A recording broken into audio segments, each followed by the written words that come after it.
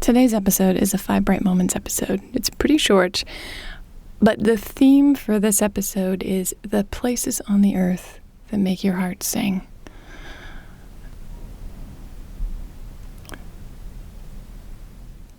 I love that particular phrase. It's from a poem that I've shared on this podcast before. The poem is called The Dance by Uriah Mountain Dreamer. And in there she talks about the places on the earth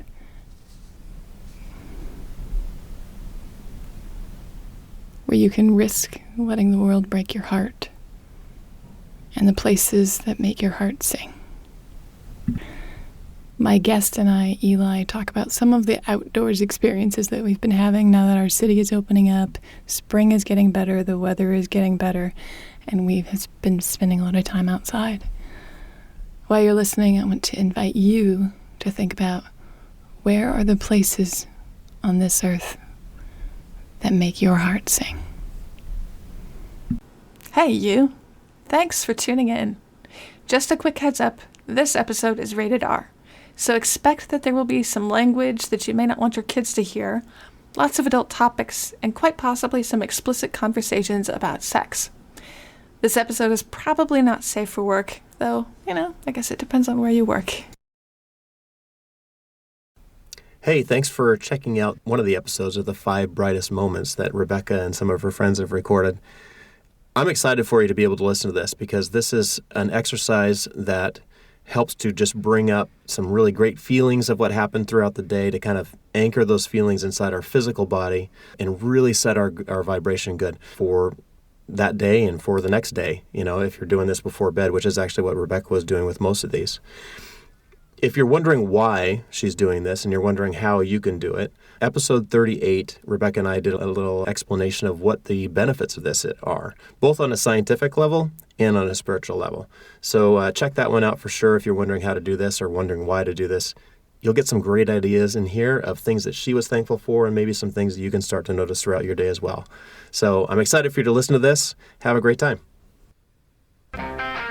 Welcome to Pleasure Central Radio, the place to rethink the assumptions we don't even realize we are making that keep us from getting what we truly want out of work, life, and love. Here is your sneak peek into an authentic, pleasure-focused conversation.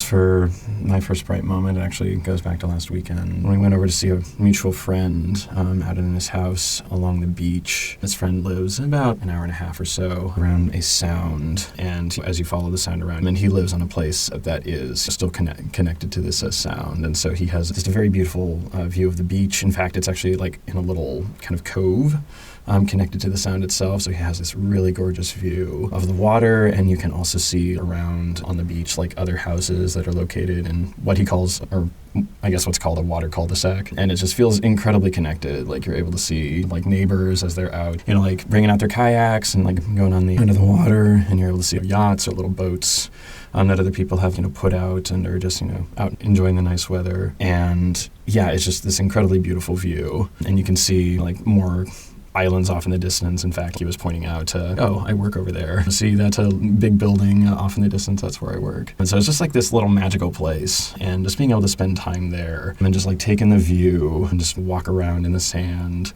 appreciate the water. And really, that was like the first time that I was able to get just the sun on my skin, like at the start of this, or like since this, like for the first time this year, and just like gorgeous weather, clear skies, and yeah, just like a very intimate environment with very cool people, and yeah, had a really lovely weekend during all of that. Yeah, that's my first one.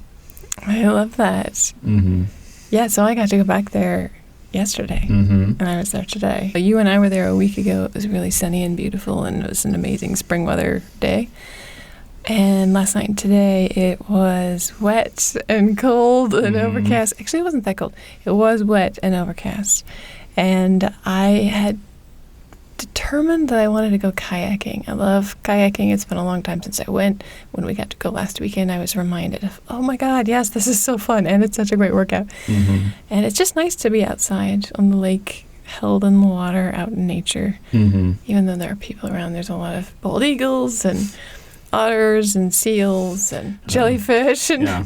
yeah, we saw quite a few things. It was really fun. And yeah, and because I wanted to go kayaking, even though it was cold and wet outside, we bundled up. We put on sweatpants, and I put on socks under my sandals, my borrowed water sandals. And we got to put on my big winter jacket underneath the life jacket, my winter hat. And then we went out on the lake anyway, and it was fun. It was so much fun. And at one point, we ended up going underneath this dock, and it was so cool. All of these, what do you call them when they're growing up? Not mussels. The barnacles? Yeah, all the barnacles underneath the dock. And it was really cool. There are a lot of barnacles on that beach, I remember. Yeah. Barnacles in sand. And then when we were coming back, we ended up facing both the headwind and the tide. But he's teaching me how to kayak really well, and I'm remembering how much I love it, and we're kicking ass, and it was really fun. Awesome. Yeah, we had a really good time. And then we were able to stop before we got all the way back to the house and go for a hike up the hill, which was great. And then by the time we got down from the hike, the weather was good and the tide was chilling out again. The last little bit home was just really wonderful. Really simple and easy. Aw, that's very sweet. Yeah, it was really lovely. Yeah, similarly for me, getting to play in the water, was another bright moment from this last week. I guess full disclosure, I don't actually know how to swim, and that is something that I really want to work on over the coming summer, finally take swimming lessons, and just open up this completely new space for me to just appreciate my body in. But at the same time, that didn't stop me from enjoying the water last week, and I got to go out kayaking for the first time, thanks to him. And yeah, I've had just a really lovely time, the three of us in a kayak, just appreciating the sunset. I got to see that one seal, got to see some of the birds flying overhead, look down in the water, and yeah, see those jellyfish that I mentioned, slightly luminous in the evening water, getting up close enough to the surface that I actually managed to reach out and stroke the top of one of them. This is quite slimy, an interesting texture. And yeah, that was really cool. And then you and I got to do a little bit of kayaking ourselves, the following morning, which was very sweet. And then the nice little capper to all of it was getting to do the cold plunge with him. So yeah, cold plunge is, you wander out into the water, roughly about a little above waist deep, and then you just gradually lower yourself in until you're about neck level, or if you're more adventurous, you can probably go, fully underwater. But yeah, I had never done anything like that. Obviously, I'd been in a pool, that sort of thing, but this was not pool water. It was quite cold. And so I remember just as we were walking out, the water was getting up to, about my thighs, and it was starting to get very cold, and I was starting to have a shivering reaction to all of it.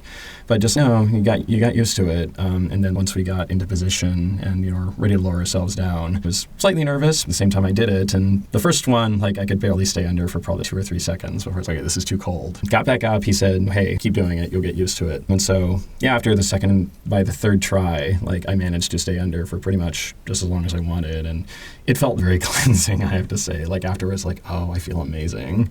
Just felt like everything was washed away. And then you just got this new appreciation for the sun, coming back out with just the sun shining on you after experiencing all of that cold. You still got, the water dripping down your skin. And yeah, it was just a very just kind of purifying experience. And I had a really good time with it. And I was glad that I got encouraged to do it again. Side of the the water that I've never experienced before. And there's so much to do with the water. It's such a magical place. So. Aren't you glad you moved here from the crazy eastern Washington desert? Yeah, where you have one source of water, the Columbia River, and that's it. You might have some lakes nearby, but yeah.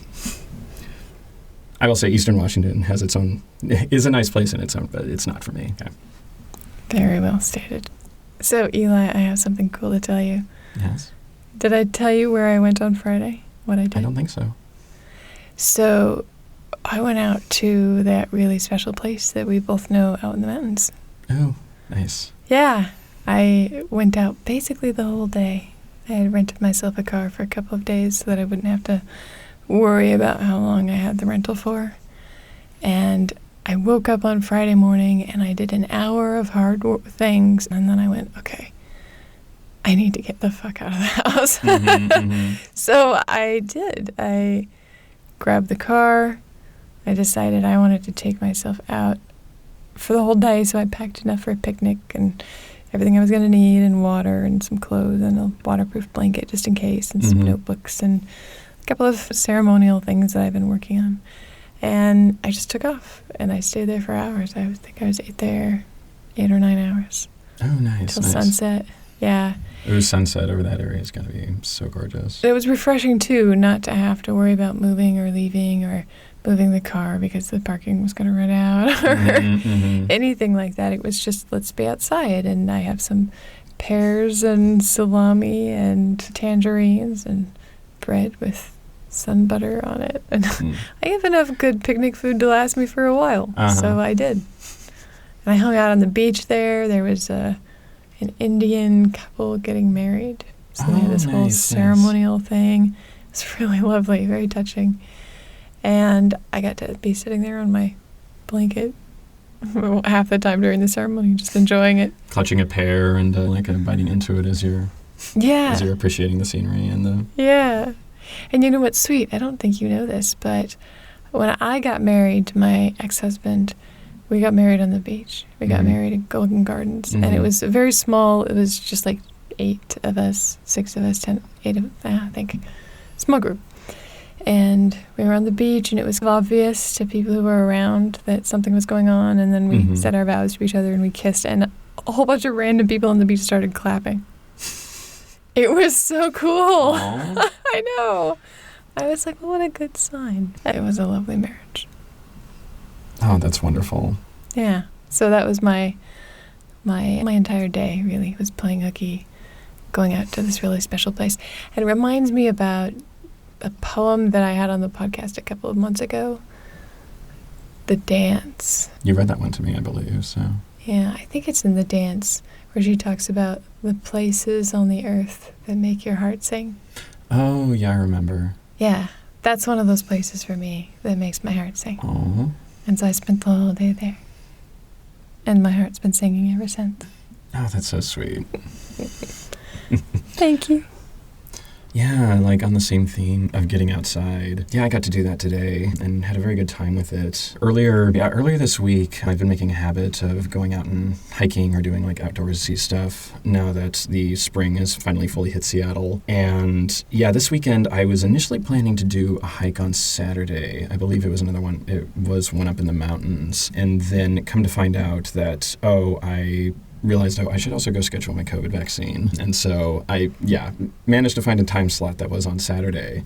I was like, oh crap, I probably can't do this hike then. But that wound up being a lucky break because I then realized if I had looked a little later, there are actually skiing lessons happening on Sunday. And I've never been skiing before in my life. And it had been something I'd really been wanting to try out for the last several months.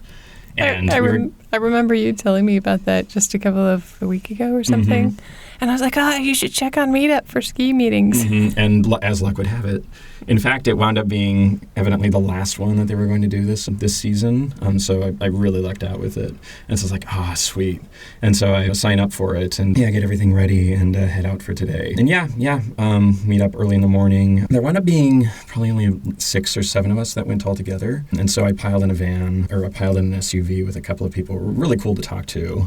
Both of us had a lot in common. Very similar, very similar career backgrounds, all of us in software pretty much. And so I had a good time talking with them when we went out and getting a good idea of what to expect out on the slopes.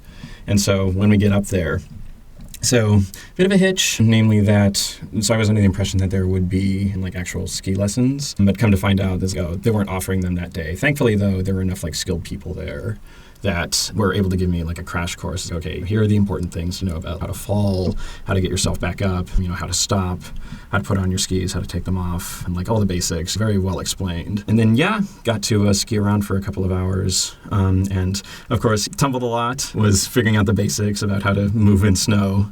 I remember talking to another one of my, the people in this meetup. It's like learning a different way to move. It's like learning how to swim. It's like learning how to dance. It's like learning how to, snowboard or skateboard, that sort of thing. And if your body's not used to it, then you're having to learn to walk again. And yeah, so definitely took a lot of tumbles, but at the same time, definitely noticed I was making a lot of progress even for my first couple of hours. After like an hour or so, I was keeping myself upright and I was able to maintain myself going down fairly gentle slopes. Have to start somewhere. And yeah, just had a really good time. And it wound up it wound up being a very fun first experience and something that I'm sad I'm going to have to wait probably 7 or 8 months before I'll be able to repeat, depending on when the ski resorts open up again. But yeah, I got a good little taste of it today, and I'm looking forward to getting to try it again in the future.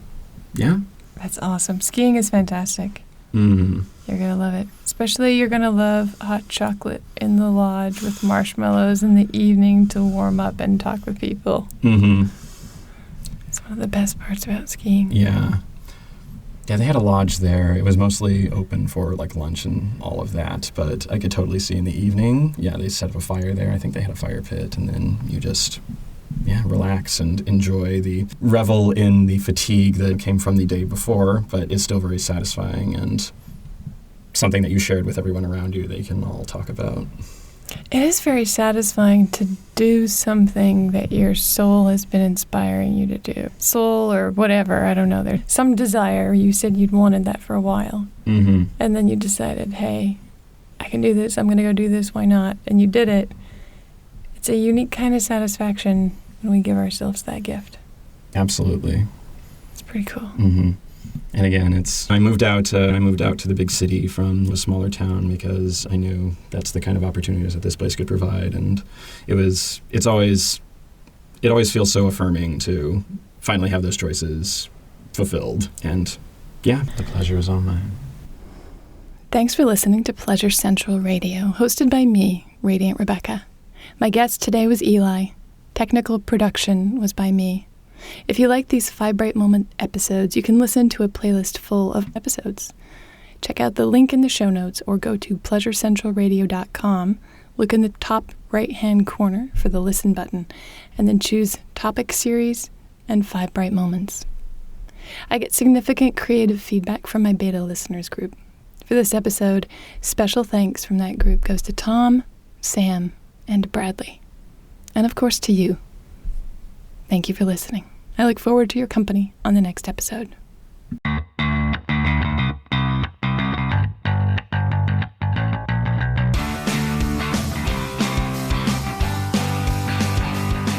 Hey, Pleasure Seeker.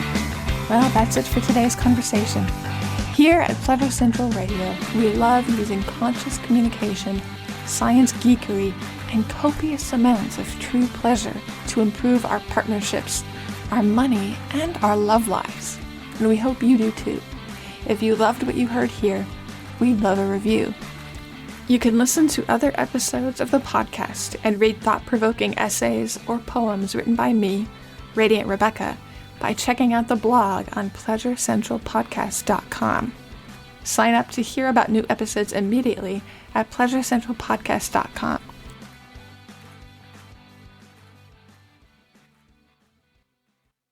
If you want to take this home with you and do this for yourself, whether it's by yourself or with somebody else, count on your fingers each moment, and each time you put a finger down, think of what made that moment so special to you, what made it so bright, what really lifted you up in that experience. And talk about it, think about it, write about it. It doesn't really matter. As long as you're thinking, looking for what made it so good, you will find it. And writing is a really fun way of focusing your attention. So if you have the time to write, I'll often write on a Post-it note, hey, this brightest moment, this is what happened, and here were the components of it. And then I'll put that Post-it note in my joy bank. And then I'll move on and do 4 more of those. And for me, that's just a really lovely way of doing it. But if I'm doing it with a partner, I'll often switch off. So I'll do one, they'll do one, I'll do one, they'll do one. But sometimes it works better, especially if one of them is in a kind of crappier mood, to have the person that's feeling better just go ahead and do their 5 brightest moments and see if the other person is able to catch up. If you've got a lot of jealousy towards that person, that may not work so well. But usually if it's someone that I love or someone that loves me, it's much easier for them to hear it and be like, oh, right, yeah, okay, that's good, and to be sucked along with the momentum. And if you're describing, as you said, the feeling in your body, where you felt it in your body. I think that's really great. I think that's really a good way that takes it beyond the I'm thankful fors that I was doing into that's how it felt. Like that was awesome. Yes. And having that moment to actually feel it in your body. We usually cut out the big spaces in the episodes when we post them. But if you were there when we recorded them, usually there's like a big breath, a sigh, a couple of seconds, maybe 15 or 30 seconds even, where we're just kind of settling in and being like, oh, what was the next one? What was the next one? Just feeling in our physical body. And then, oh, poof, here it comes. There's the next one. Cool. So, are you ready? You going to try your own 5 brightest moments? I'll try my 5 brightest moments every day. All right. I look forward to seeing what your reticular activator brings for you. You bet. And we're excited to listen to the rest of those episodes. Woohoo! Well, thank you, Sean. Rebecca, you are truly radiant. Thanks for this explanation. And yeah, everybody go enjoy those 5 brightest moments episodes. And have sweet dreams.